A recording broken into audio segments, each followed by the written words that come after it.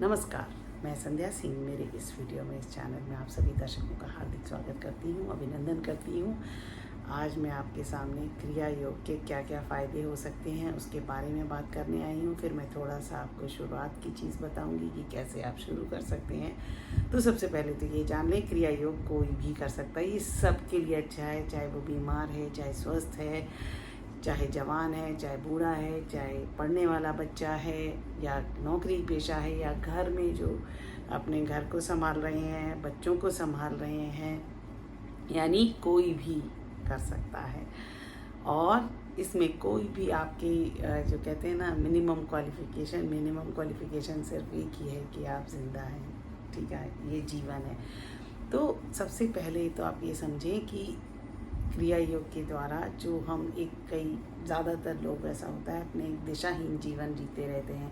किसी ने कहा ये कर लो, फिर वो कर लेते हैं। किसी ने कहा इसमें फ़ायदा है, ये कर लो, इसमें मज़ा है, फ़ायदा है, ये सब करते रहते हैं। लेकिन हम जिस उद्देश्य के लिए इस दुनिया में आए हैं उस उद्देश्य को नहीं समझ पाते। तो सबसे पहले तो खुद को पहचानना हमारा सबसे पहला मूल उद्देश्य है, उसमें क्रिया योग फ़ायदा करता है।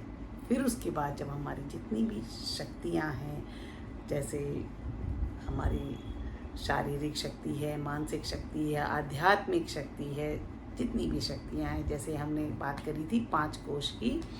हमारा शरीर, हमारी ज़िंदगी 5 कोश में है। सबसे पहला है अन्नमय कोश जो फिज़िकल बॉडी है। उसके बाद प्राणमय कोश जो हम सांस ले रहे हैं। हाँ, तीसरा है मनोमय कोश। मनोमय कोश क्या है? जो हमारे मन में चीज़ें जाती हैं, हम अपनी इंद्रियों से ग्रहण करते हैं और बताते हैं अच्छी है, बुरी है। हाँ, और उसके बाद हमारा आ जाता है ज्ञानमय कोश। तो अब हम 3 चीज़ करने के बाद ज्ञानमय कोश की ओर बढ़ते हैं।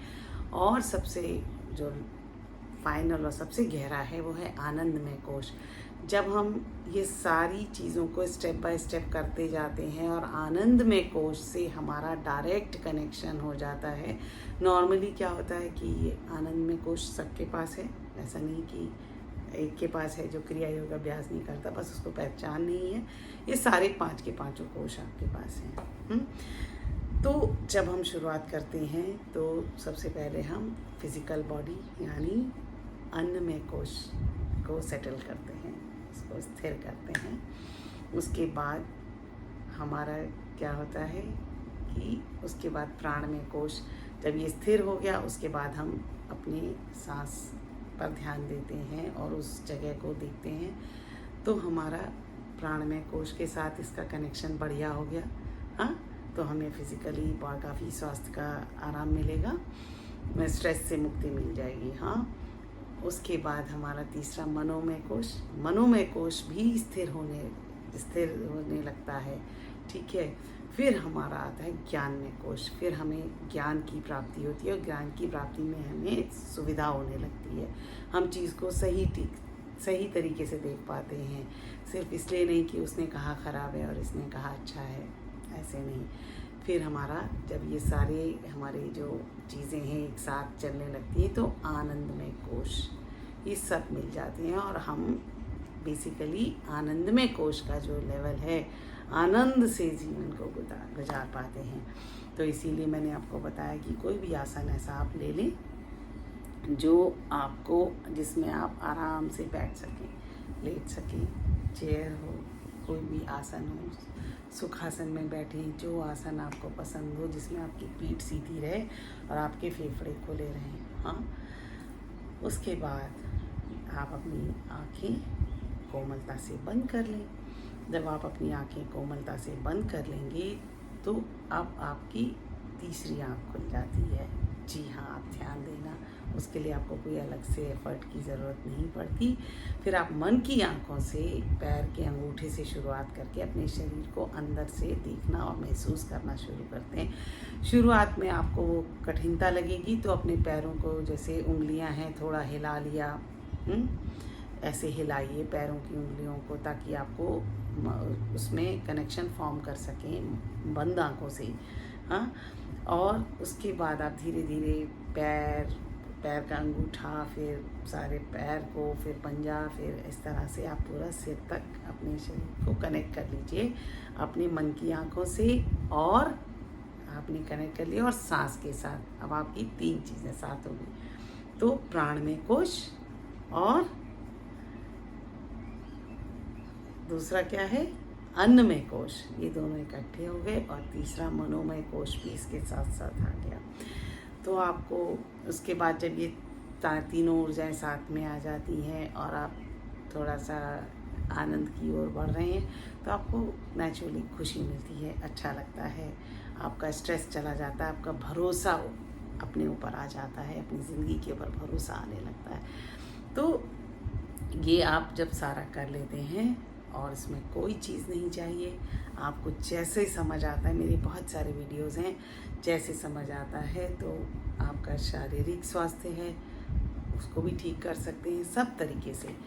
अच्छा, अब मैं आपको एक चीज़ और बताती हूँ। जैसे जो लोग बहुत दर्द है, जिनको बहुत तकलीफ़ है, जैसे मान लीजिए मेरे पैर में बहुत दर्द है, तो मैं शायद नहीं सोच सकती, या मेरे सर में बहुत दर्द है, कहीं भी दर्द है, तो मैं सांस पर ध्यान लगाना थोड़ा सा मुश्किल हो जाता है, या कोई भी अच्छी बात कर पाना मुश्किल हो जाता है। उसके लिए उस समय क्या करें, तो पहले जब आप मन की आँखों से उस जगह को देखकर, जब आप सांस को उस जगह पर ले जाकर प्राणवायु को छोड़ेंगे, तो बार बार करने से वो जगह रिलीज़ हो जाएगी और स्वास्थ्य की ओर बढ़ेगी, और आपको दर्द सही हो जाएगा। अगर वो किसी चोट चपेट से है तो भी आपको दर्द जो है, आपका वो डिस्कम्फर्ट, दर्द, स्ट्रेस, वो सब वहाँ से रिलीज़ हो जाएगा। जो वहाँ पर जैसे तनाव हो रखा होता है, वो सब सही हो जाएगा। तो नेचुरली फिर आप फिर से करिए, फिर शुरू कर सकते हैं, रुकिए नहीं।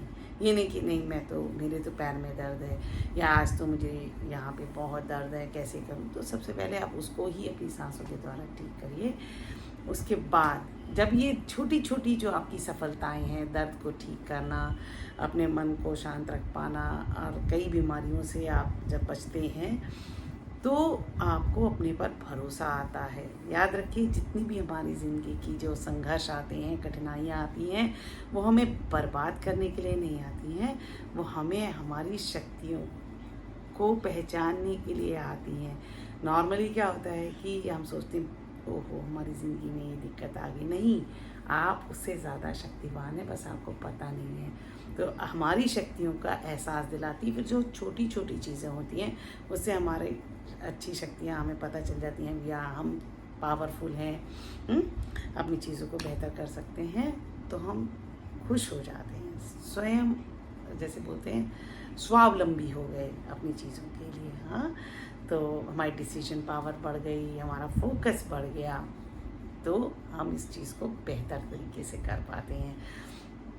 तो उसके बाद जब ये छोटी छोटी चीज़ें होती हैं, फिर बड़ी चीज़ के लिए भी आपके मन में वो भरोसा आने लगता है। जब भरोसा आता है तो नेचुरल सी बात है, आपको खुशी मिलेगी। आप खुद सोचिए कि अगर आप स्वावलंबी होते हैं किसी भी चीज़ के प्रति, तब ज़्यादा खुशी है, या डिपेंड, या उस पर इंतज़ार करें कि कब वो हमारा भला करे। फिर जब हमारे अंदर ये जो आनंद में कोश बढ़ जाता है, जिससे कनेक्शन बढ़ क्या जाता है, उससे हमारा बेहतर कनेक्शन बन जाता है, तो हम अपने आसपास हर चीज़ से प्यार करना सीख जाते हैं। हम खुद ही एक आनंद की स्थिति में रहेंगे हर समय 24 घंटा, तो हम आनंद बांटेंगे। हाँ, खुद स्ट्रेस में रहेंगे तो हम स्ट्रेस बांटेंगे। अब जो मेरे पास होगा मैं वही तो बांट सकती हूँ। स्ट्रेस है तो स्ट्रेस बांटूंगी, दर्द है तो मैं दर्द बांटूंगी, और आनंद है तो मैं आनंद बांटूंगी। हाँ, तो क्यों ना इसको शुरू करें और हमेशा कंटिन्यू रखें, आपकी ज़िंदगी के लिए ये ज़रूरी है। तो फिर मैं हाजिर होंगी अपनी एक नई जानकारी के साथ। अभी मेरा थोड़ा सा रिसर्च चल रहा है, जो साउंड्स हैं उनसे हम कैसे अपने उसको बेहतर कर सकते हैं लाइफ को। तो जब वो हो जाएगा तो उसके ऊपर मेरा वीडियो आएगा। तब तक के लिए नमस्कार।